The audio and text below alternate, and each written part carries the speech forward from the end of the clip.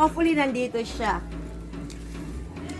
Yung second babae ni Pedro. Para i-turn over ko sa kanya ang lahat ng kagamitan, pati ang kanyang maintenance. Ayo! Tao po! Oh. Tao po! Oh, sino yan? Ay, umagang-umaga. Ikaw na naman?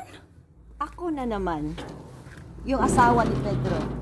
Kasi hindi ko talaga siya mapipilit kung ayaw na niya sa akin. Ayaw na niyang umuwi sa bahay. Sino naman kasing gusto yung umuwi ng bahay? Eh, ang pangit-pangit ng ugali mo. Hindi naman ako pala away. Nag-try ko na magiging mabuting asawa. Pero kahit anong pilit ko sa kanya, kahit sasabihin ko pang maroon kaming 4 na mga anak, ayaw na niya sa akin. So wala na akong magagawa. Nandito ako, dala-dala ko ang kanyang mga kagamitan, pati na ang kanyang mga maintenance. I-turn over ko lahat sa iyo ito. Sige, pasok ka. Salamat naman.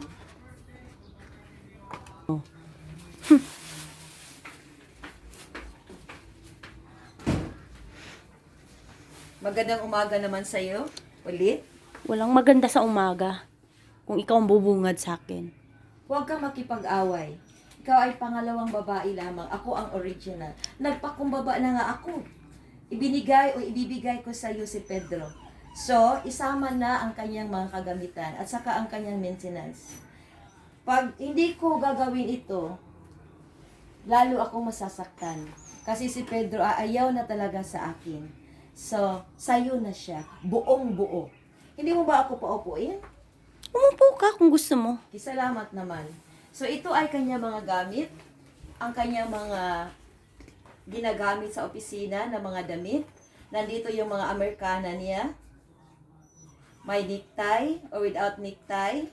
Mga shorts niya. Pati na yung mga brief niya. Brief na mga old at saka bagong brief. Brief na kailangan ng tahiin, nandito na lahat. Lahat, pati na yung mga madumi niyang damit. Kasi matagal na kami hindi nagkita, hindi ba? So wala na akong ganang lalabhan ang kanyang mga sinina o mga damit. So nandito na lahat sa loob, sa'yo na ito, i-turn over ko na ito sa'yo.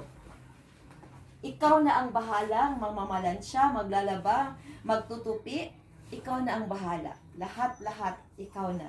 And then, higit sa lahat, nandito ang kanyang mga maintenance. Hindi mo ba alam na si Pedro ay mga may maintenance siya? So, kailangang umiinom siya ng mga gamot. Araw-araw. Kasi may 4 siyang sicknesses. Dapat alam mo yan. So, ito, ang gamot na ito, ay para sa kanyang hypertension. Hypertension. Pag hindi ka sumusunod sa aking mga sasabihin, si Pedro ay mamamatay earlier. Alam mo, marunong ka rin gumawa ng story yan, no? Hindi ito, matagal na kami ni Pedro. Remember, 4 ang anak namin. Hindi ko ito iniimbento lamang. Okay, ito ay para sa kanyang hypertension. 5 times mo ito ipainom sa kanya. Kasi, mayroon pa siyang in-between. So, papainumin mo siya, 6 o'clock in the morning, 9 o'clock, 12 o'clock noon, 3 o'clock in the afternoon, at saka 6 o'clock in the evening. Para bababa ang kanyang hypertension. Delikado yan si Pedro, pagka-hypertension. Mas delikado ka. Hindi nga. Okay, tatanggapin mo yan. Kina. At ito naman yung kanyang maintenance sa kanyang curriculum. Anong kurikong pinagsasabi mo? Yung maghubad si Pedro, hindi mo ba nakita ang kanyang lower part sa kanyang likuran? Lalo na sa may buttocks, left and right. Si Pedro ay mayroong curriculum. 2 curriculum yan. Isa sa left, isa sa right. So, ang tawag sa medisinang ito ay antibiotica curicumco. Curicumco dahil 2 ang kanyang curriculum, left at saka right. Para hindi lalong lumala ang kanyang curriculum, kailangang ipapahid mo ito. So, ulitin ko yung pangalan. Antibiotica Coricongcom. Okay? Tatanggapin mo yan. At mayroon pa. Mayroon pa siyang maintenance para sa kanyang worm. Kasi si Pedro na-diagnose na marami siyang worm sa kanyang tiyan. At pag hindi yan matatambalan ng gamot na ito, aabot yan sa kanyang utak. Alam mo ba kung anong mga worm sa kanyang tiyan na nandoon? Mayroon siyang flatworm, ringworm, longworm. Mayroon pa atang petit na worm. So, iba't ibang klaseng worm. Ang tawag dito ay Antibiotica wormi. Bakit hindi wormio? Kung wormio, isa lang worm. Singular lang yan. Kasi marami man siyang worm, ito ay wormi. Plural. Okay. So, mayroon siyang iba't ibang klaseng worm. Tatandaan mo yan. Ito ay 3 times a day. Kaya nagka-worm yan si Pedro kasi kahit ano lang pinagpakain mo sa kanya. Hindi naman. Mapili naman ako sa pagkain. Tingnan mo ang kanyang asawa. Hindi ba sexy? Kumakain kami ng mga nutritious food. Paano mo yan nasabi? Nandoon ka ba? At matagal nang hindi umuwi si Pedro. Halos 1 taon na. Nandito siya palagi sa inyong bahay. So, ikaw na ang nagpakain sa kanya. At hindi na rin niya nainom ang kanyang maintenance. So, ibalik ko ito sa iyo. O, ibibigay ko yan sa iyo. At, mayroon pang isa siyang sickness na kailangan mo talagang pahiran ang kanyang alos. Alam mo ba kung ano ang iyang pinaka-last sickness? Ay ang kanyang almoranas.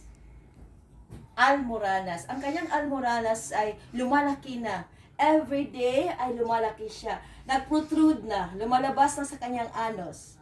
So, ang tambal na ito ay tinawag na Fafahid. Fafahid. Makati. Fafahid Makati. Kasi ang almoranas ay Makati, di ba? So, kailangan mo siyang pahiran 3 times a day. Morning, papauwin mo siya pag noontime kasi papahiran mo naman siya nito at saka before going to bed. Okay? Sa'yo na. 4 yan. So, ulitin ko yung mga sakit ni Pedro. Kasi i-turn over ko na siya talaga sa'yo. Kagaya ng building, pagkatapos ma-belt yung building, i-turn over yan sa taong nagdo-donate, di ba?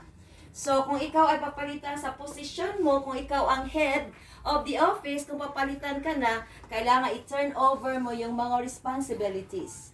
So, ngayon, i-turn over ko na sa'yo, buong-buo si Pedro.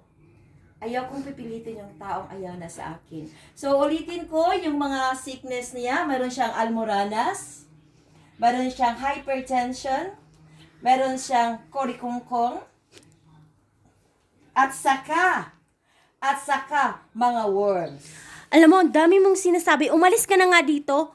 So, naintindihan mo na ba? Oo, Hindi na ako naiintindihan galit ko. sa'yo. Kaya nga nandito ako, nagpakumbaba ako. Second woman, ako yung original. Pero nandito ako, nagpakumbaba. Ayaw ko ng gulo. Kaya Ayaw ko nga, ng umalis paabot ka pa sa na. korte. Umalis O, ka di na, ba? umalis ka na. Sige, huwag kang magagalit ha. Nag-try ako maging friend sa'yo. Hindi Pwede ba kita- kitang mahag? Hindi. Uy, ang arty mo naman. Umalis ka na sa bahay ko. Ikaw na nga nangangagaw ng asawa. Ikaw pang arty na arty.